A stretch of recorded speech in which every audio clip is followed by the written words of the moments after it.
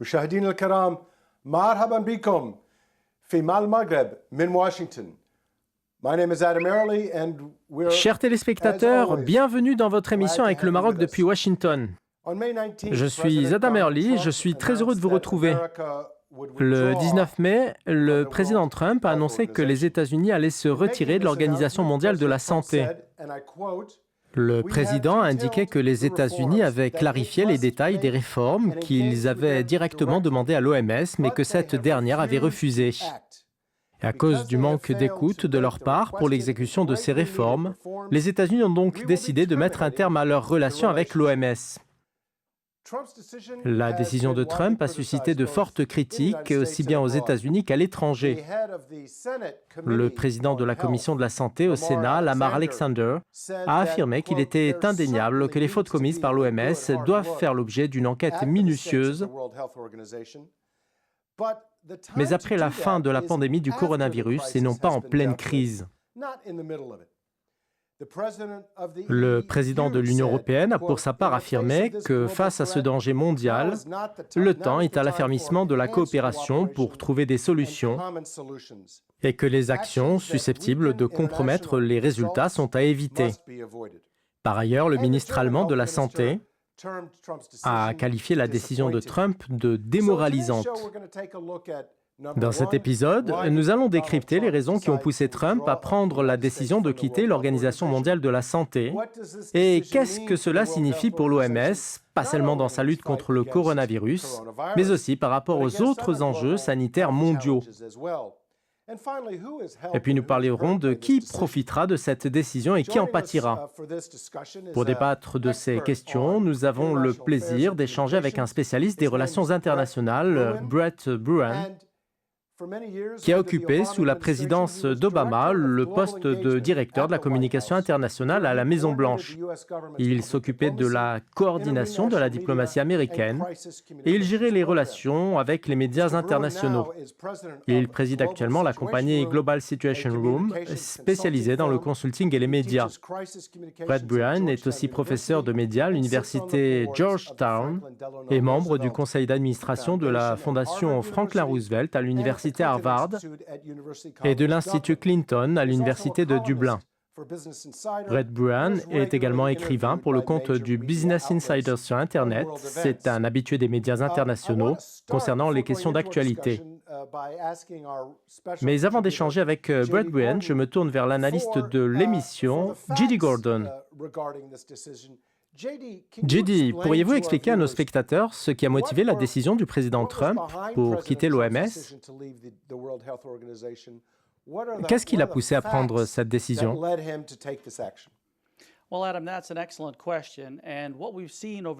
C'est une excellente question, Adam. Ce que nous avons vécu ces 2 derniers mois, c'est une escalade continue de la part du président Trump contre l'Organisation mondiale de la santé. Au début du mois d'avril, il a commencé à critiquer l'OMS ouvertement pour sa complaisance envers la Chine. Il a même qualifié l'OMS d'outil de propagande de la Chine à travers son laxisme face à la gravité du coronavirus.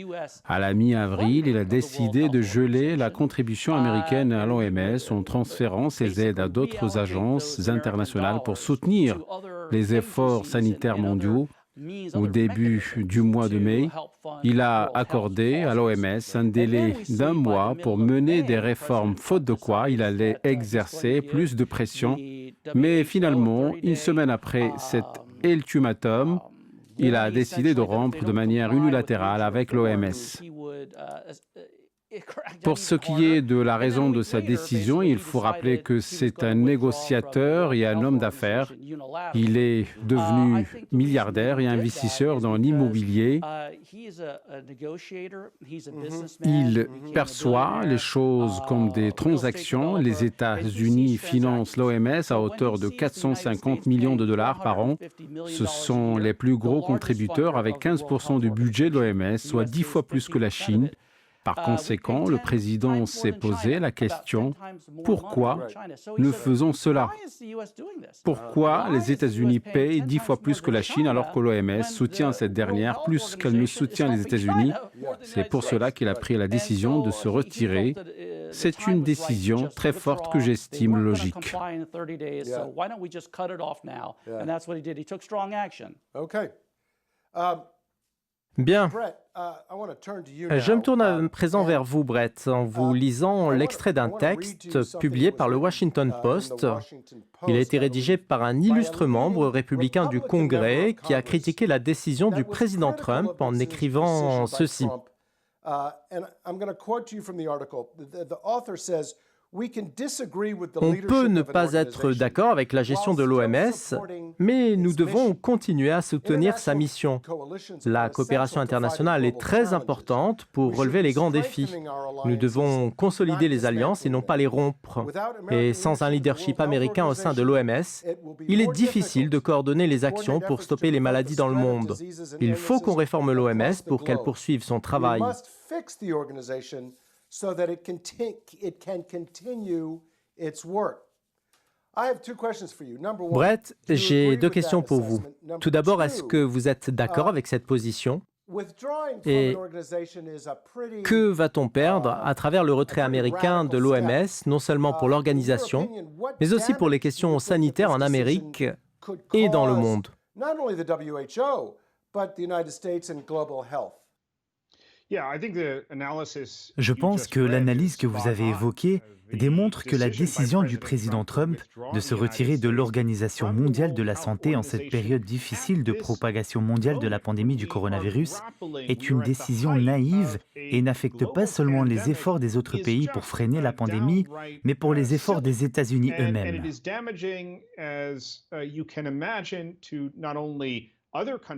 On ne peut lutter individuellement contre le coronavirus parce qu'il faut s'assurer qu'il y ait assez de tests aussi bien dans les pays développés que dans ceux en voie de développement, sans oublier qu'il faut trouver un traitement et un vaccin contre ce virus pour un retour à la normale.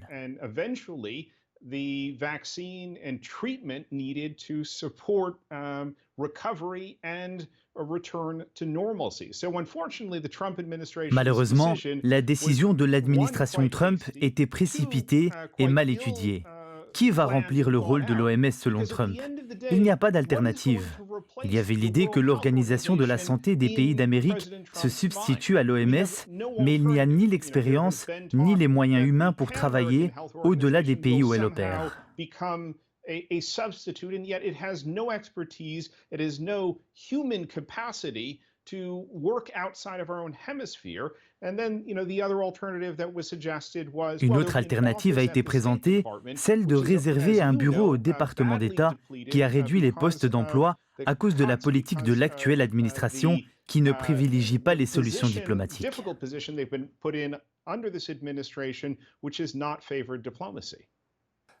Je pense que vous avez souligné des points intéressants, mais au-delà de la décision de se retirer de l'OMS, il n'y a pas que Trump qui est sur la liste des détracteurs de l'Organisation mondiale de la santé. Il y a plusieurs partis qui critiquent l'organisation. Il y a une réelle frustration à l'intérieur de la Maison-Blanche, et également chez un grand nombre de membres du Congrès.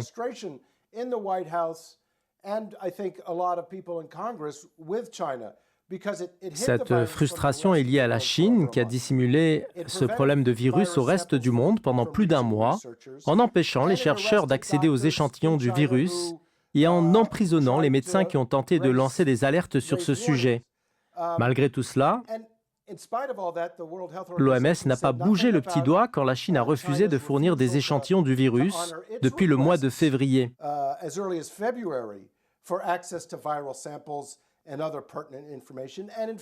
L'OMS a même soutenu la vision de la Chine en janvier quand elle a affirmé que le virus ne se transmettait pas entre humains.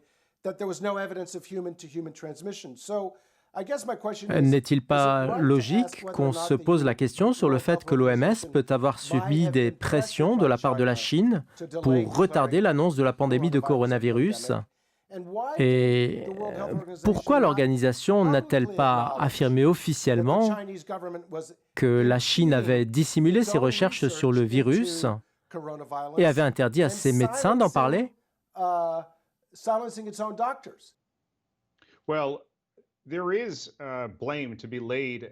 On reproche à la Chine d'avoir caché la vérité. Cependant, et comme à chaque fois, l'administration américaine définit le bon objectif, mais adopte la mauvaise manière pour y parvenir.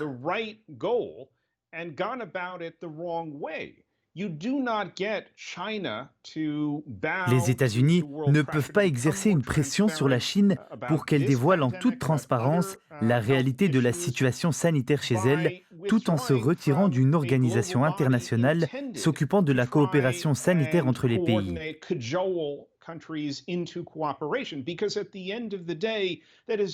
Parce qu'en définitive, c'est là le rôle essentiel de l'OMS. Soyons sincères, nous savons combien les capacités des organisations internationales sont limitées. Les collaborateurs de l'OMS ne peuvent pas se rendre en Chine pour exiger de visiter les hôpitaux, consulter les registres et s'entretenir avec les médecins. Partant de là, l'OMS ne traite que les données qui lui parviennent. Quand une épidémie se déclare, que ce soit Ebola ou le Covid-19, l'organisation s'appuie sur les spécialistes dans les différents pays afin de connaître la situation dans leurs pays respectifs.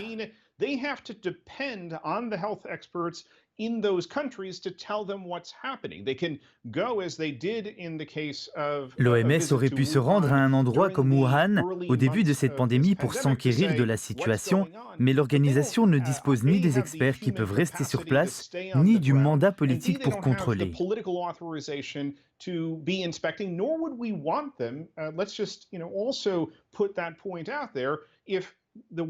Je pense que l'organisation va maintenant avoir la capacité de visiter n'importe quel pays, y compris le nôtre. Les États-Unis devront ouvrir leurs hôpitaux et leurs registres médicaux. Je ne crois pas que les Américains vont accepter cela. Bien, avant de clore la première partie de cet épisode, j'aimerais vous poser une question sur les hauts responsables américains qui siègent au sein de l'OMS. Cela veut-il dire que les États-Unis ont une influence sur l'organisation et qu'en se retirant de l'OMS, les États-Unis vont perdre ces avantages, comme si nous abandonnions volontairement nos armes?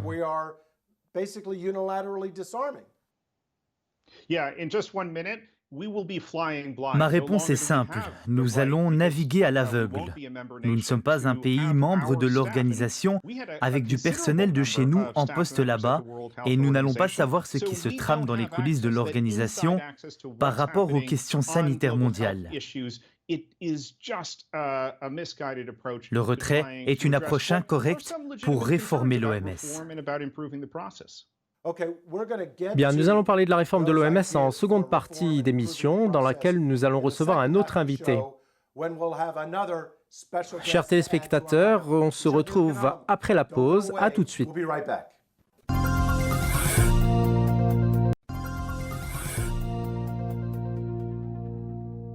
مشاهدينا الكرام, welcome back to Mal Maghreb in Washington, where today De retour dans votre émission avec le Maroc depuis Washington, chers téléspectateurs, nous discutons aujourd'hui de la décision de l'administration américaine de se retirer de l'Organisation mondiale de la santé.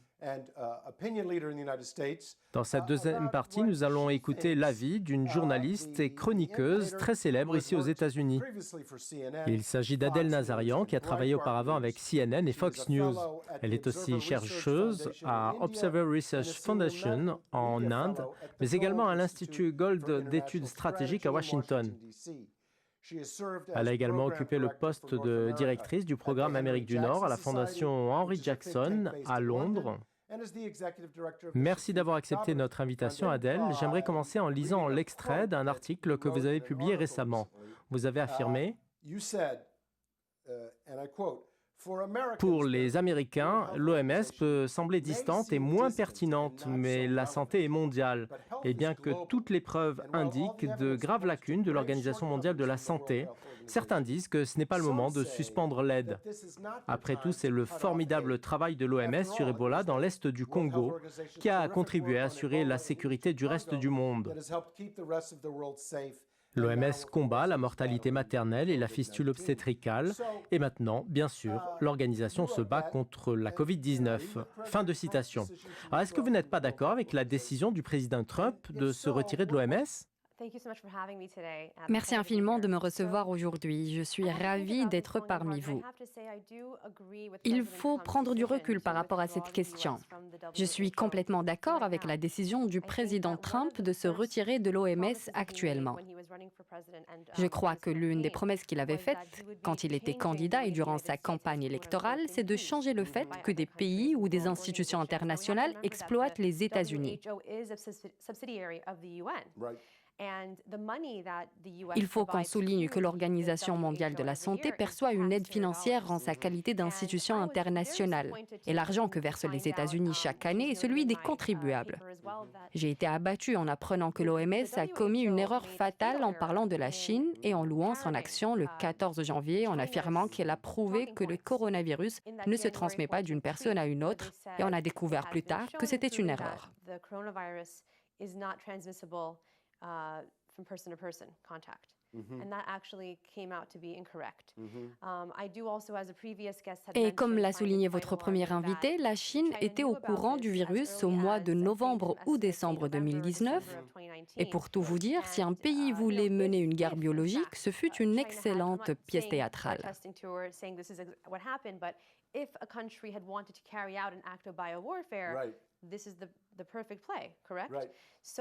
C'est pour ça qu'il y a beaucoup de doutes autour de cette théorie. Malheureusement, je pense que l'OMS est une organisation qui a bénéficié de beaucoup d'avantages, historiquement parlant. J'ai le sentiment que les responsables de l'OMS essaient de rompre avec leur image fastidieuse et en se politisant.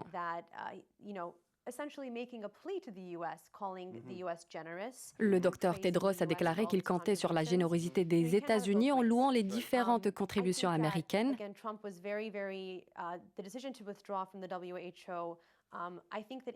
Je crois que la décision de Trump de se retirer de l'OMS peut être provisoire. Tout dépendra des efforts que fournira l'OMS pour se réformer.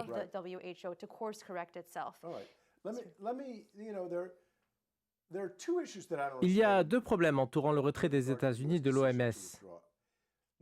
Le premier, c'est que le président Trump a dit que les États-Unis allaient transférer leurs contributions financières à d'autres organisations.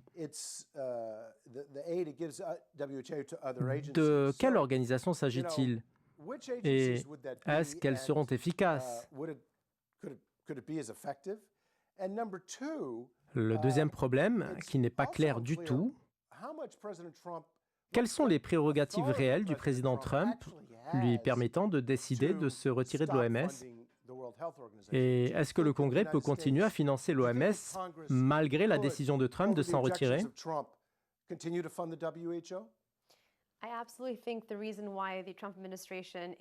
Je pense que l'administration Trump est plus attachée à ses promesses électorales pour décrocher plus de sièges au Congrès parce que ce dernier a une grande influence. Les démocrates contrôlent le Congrès aujourd'hui. De ce fait, il y a un duel entre l'administration et le Congrès. J'observe que le Congrès fait de la résistance quand le locataire de la Maison-Blanche est républicain, alors que le Congrès est démocrate et vice-versa. Le Congrès est donc en train de résister, mais je ne sais pas quel sera le degré de réussite de sa résistance. Encore une fois, je pense que quand le président Trump a dit qu'il allait transférer la contribution financière destinée à l'OMS à d'autres institutions, ceci me rappelle la création de la Société des Nations et comment on croyait que l'adhésion des États-Unis allait les rendre plus forts. C'est déjà arrivé par le passé. Il n'est pas nécessaire de créer une nouvelle institution alternative à l'OMS, mais ceci peut arriver si le scénario de la Société des Nations se répète et si l'OMS n'entame pas des réformes. Juste La Chine et l'OMS sont deux sujets majeurs des campagnes électorales américaines, n'est-ce pas?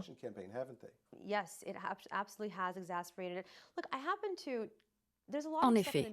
En plus, la contestation suite à la mort injustifiée de George Floyd a ajouté de l'huile sur le feu. Mais je crois que plusieurs choses traitées par les médias étaient ultra sensibles.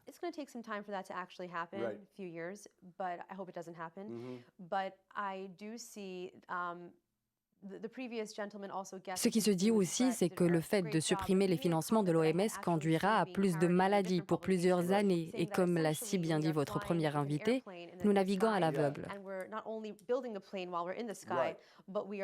It's like the windows have been taken out of the airplane. Right. That's not what's happening. Right.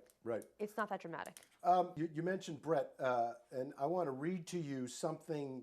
Puisque vous avez cité Brett, laissez-moi vous résumer ce qu'il a dit dans une précédente interview télévisée. Pékin, Moscou, Téhéran salivent grâce à l'occasion en or que le président Trump leur a offerte pour étendre leur influence en l'absence des États-Unis. À votre avis, est-ce que le président Trump a offert une occasion aux adversaires des États-Unis?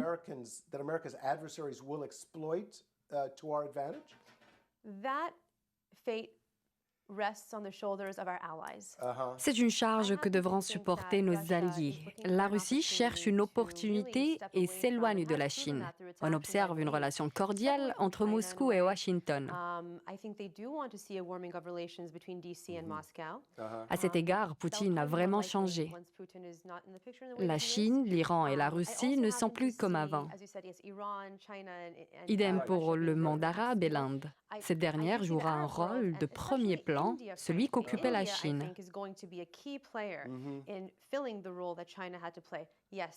Cela peut constituer une occasion pour les adversaires des États-Unis pour remplir ce vide. Reste à savoir s'ils sont assez soudés pour ça. You know, I have a question that maybe you could help me understand. Le président Trump, comme l'ont dit JD et d'autres invités de l'émission, a critiqué violemment la Chine à cause de la dissimulation d'informations sur le coronavirus et aussi par rapport à ses attaques contre les États-Unis. Mais il faut souligner qu'au début de la crise, le président Trump avait fait des déclarations très positives à l'encontre du président Xi.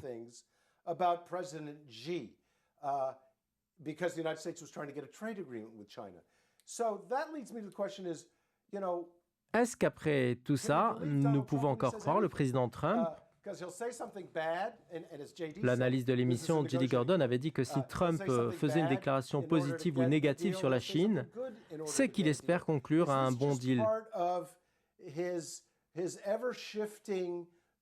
Est-ce que ce changement de déclaration et de position peut constituer un avantage sur les adversaires?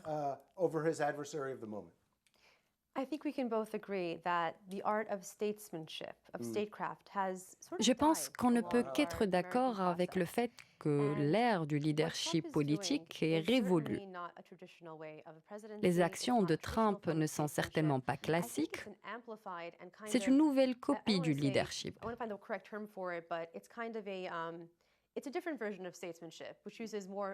À titre d'exemple, son compte Twitter est l'une de ses principales armes.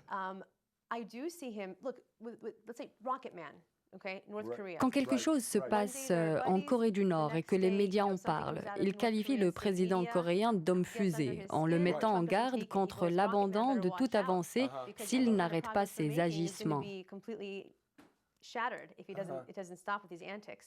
Comme vous le savez, c'est ce qui s'est passé avec la Chine, avec l'annonce des États-Unis du refus d'accueillir les avions chinois suite au refus de la Chine d'accueillir les avions du Delta et de United Airlines. Sans oublier la guerre commerciale pétrolière et culturelle qui s'accentue jour après jour. And it's only getting stronger by the day. So yeah, it's a tactical approach. You mentioned something that I thought was noteworthy. Ce que vous avez évoqué comme alternative à l'OMS et à la lutte contre les pandémies mondiales repose sur nos alliés.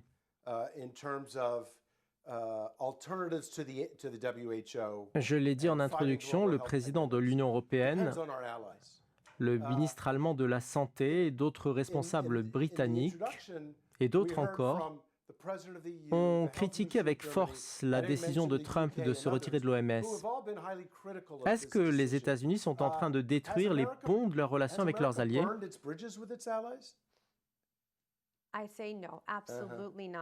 Absolument pas. En définitive, ils auront besoin des États-Unis. En ce qui concerne le jeu d'influence, l'Inde va prendre la place de la Chine si cette dernière n'arrive pas à reprendre sa position. À titre d'exemple, la Chine a des politiques exécutives, comme la loi sur l'enfant unique, alors que l'Inde ne limite pas les naissances.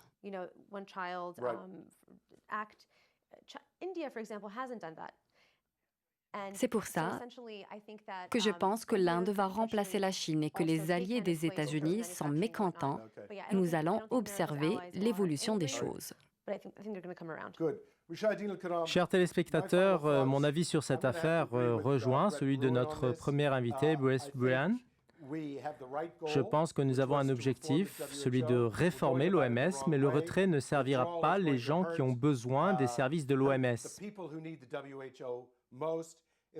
Si on veut réformer l'OMS, il faut le faire de l'intérieur. C'est mon avis.